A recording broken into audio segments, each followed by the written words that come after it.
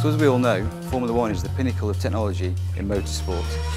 As I'm sure you've all seen on the TV and in magazines, there are lots of pictures of Formula 1 cars.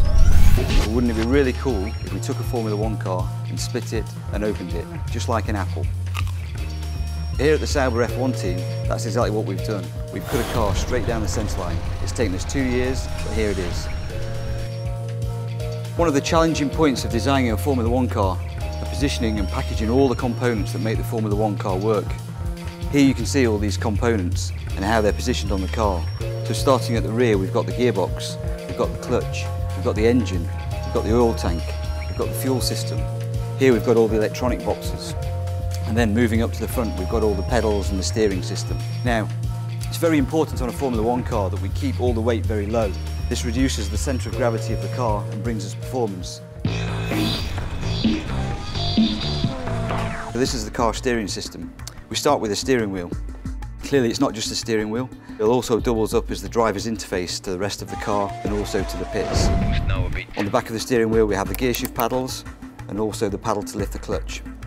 On the front there are many buttons to talk to the guys in the pit lane, to change engine settings, to save fuel, more power. And in the middle there's a little computer screen which tells him if there's any problems with the car, its split times, all sorts of really useful data for him. From the steering wheel we come down the steering column, the thin wall carbon tube which has quite a tortuous route as it comes down through the car. It has to come through the pedals, turn an angle and then come down to the steering system. The steering system is actually a very simple steering system due to the regulations and very similar to that you have on the road car. Obviously a lot smaller and lighter. Here we have the driver's seat, obviously where the driver sits. And then immediately behind him, probably 50mm away, is where we store the highly flammable fuel in the fuel cell.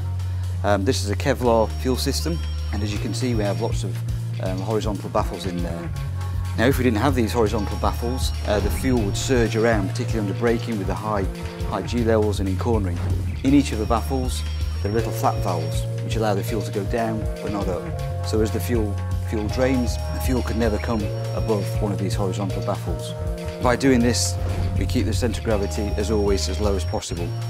There are also lots of pipes and pumps in here. These are positioned strategically to feed the engine, whilst also allowing the fuel cell to breathe. We've spoken about all the technical components on the car and how we position them and package them.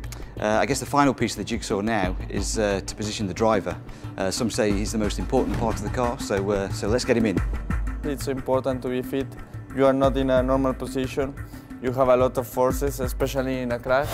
I had a big accident last year in Monaco, so we quite know that it's a safe car. Should we get you in then? Of course. You sitting comfy? Well, a little bit. This is how it looks.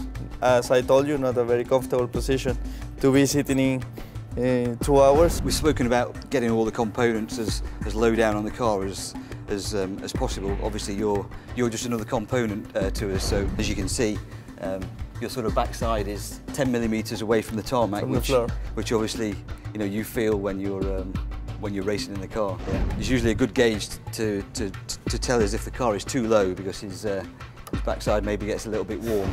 You just feel a small touch. Yeah. Back there. Yeah. Safety is obviously paramount in Formula 1. Obviously, if anything does happen, we have a fire extinguisher system on the car, which sits here, which can either be activated by the driver or the marshals at the track. The actual chassis is one big safe haven for the driver. We make the chassis from carbon and honeycomb, so it's very strong and very light. There are many other safety features on the car, such as the head padding to stop the driver's head getting injured. We have crash structures above the driver's head and in front of the driver.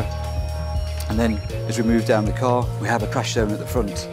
All this packaging that we've spoken about makes it very difficult to try and find anywhere for my apple to fit, other than this huge void at the front which has to be reserved for the frontal crash test. So anyway, I hope you've enjoyed your tour of a cutaway Sauber F1 car. Thank you very much.